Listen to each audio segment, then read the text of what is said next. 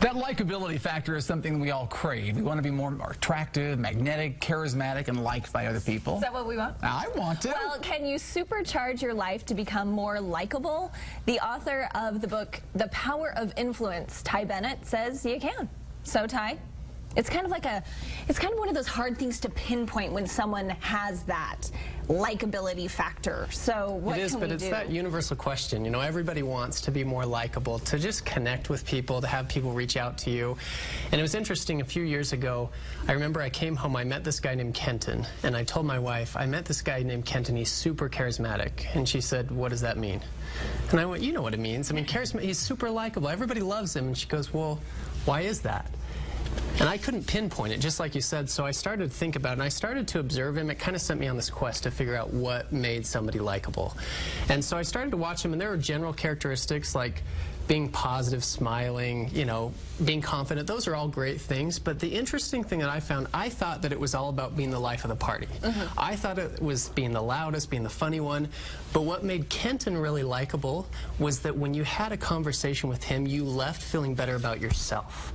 He built everybody else up around him, and that's the interesting thing, is that when you can make it about them, when you can place other people first, people love you for it. That's what makes somebody really likable. I think that's a relief, because I think some people think you have to be the life of the party, and they're not naturally that personality, so they think, oh, I'm just not as likable as some other people, but everybody can be. Okay, Ty's actually nailed down 3 things that we can all do to become more likable. What's the first thing? All right, so the first thing is to invest in people. Now, I use the word invest because it's proactive, right? It takes taking action, and I don't mean anything financial, but when you invest in people, I'll give you a good example. My wife, Sarah, is amazing at investing in people, and she just is always reaching out to somebody, making a meal, helping with kids, just calling to see how they're doing, checking in on somebody who was sick or had a surgery or had a baby or something. She's always reaching out to people.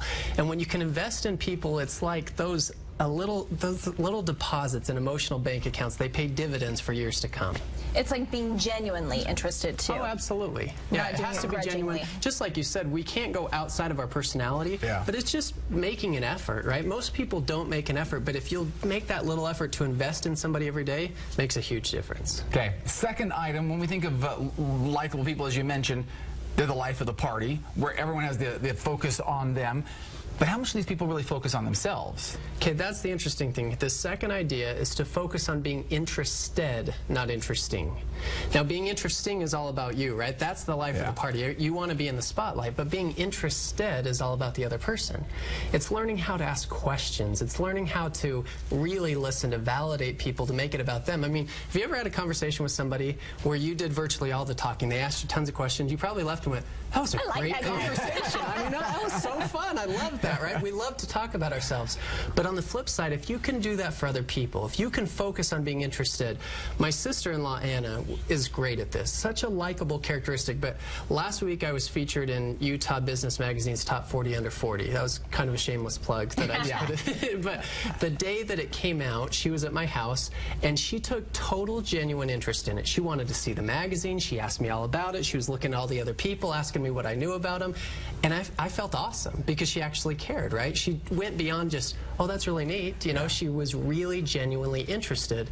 And so it's just that shift, right? Instead of making it about you, being interesting, wanting everybody to think you're cool, if you focus on being interested, people will love you for it. Yeah, people like talking about themselves. So if you can ask questions and things like that, like I'm going to do to you. Okay. And what's the third thing that you found we need to do? The third is to practice the platinum rule of relationships. Now, we all know the golden rule. The golden rule is to treat other people the way that you want to be treated. Sure. Great thing, especially when it comes to morals, decency. I've taught my kids the golden rule.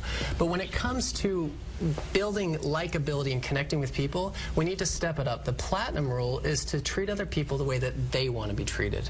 You see, we're all different, right? We all have different needs, wants, and desires. And I'll give you a good example. A friend of mine, John Curtis, is the mayor in Provo, Utah. Before he became the mayor there, he worked for O.C. Tanner, the employee recognition company. One of the main clients that he wanted to have was the tobacco company Philip Morris, and he kept reaching out to this lady, this middle-aged woman, this raspy smoker's voice. He just talked to her on the phone. She never gave him an appointment.